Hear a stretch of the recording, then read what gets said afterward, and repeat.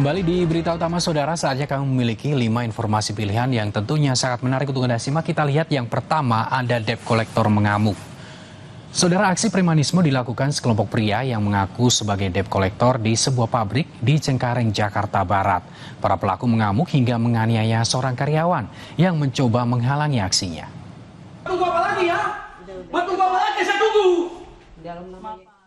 Sekelompok pria yang mengaku sebagai debt collector memaksa masuk ke kantor sebuah pabrik. Mereka mencari seseorang yang namanya tertera di surat penagihan utang.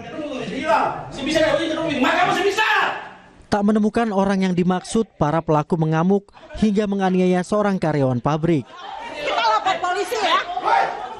Keempat pelaku juga meluapkan amarahnya dengan mengguncang pagar pabrik. Kurang dari 1 kali 24 jam, seorang pelaku berinisial J diringkus unit Resmo Polres Metro Jakarta Barat di tempat persembunyiannya di daerah Cengkareng. Polisi juga menyita barang bukti senjata tajam milik pelaku.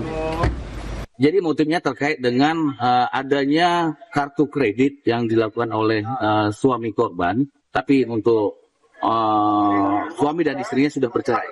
Tapi oknum tersebut mendatangi kantor yang secara pemaksaan ataupun pembuatan di dalam kantor itu terkait dengan situasi yang bisa dibilang merugikan banyak orang di dalam suatu kantor. Memang oknum ini ada sekitar 2 orang berdasarkan keterangan saksi, tapi untuk pelaku utamanya saudara inisial J sudah kita amankan tadi pagi dan langsung kita periksa dan kita lakukan terkait pemeriksaan saksi-saksi. Polisi masih memburu pelaku lainnya.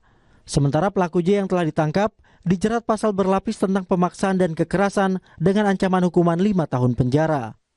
Tim Liputan Kompas TV.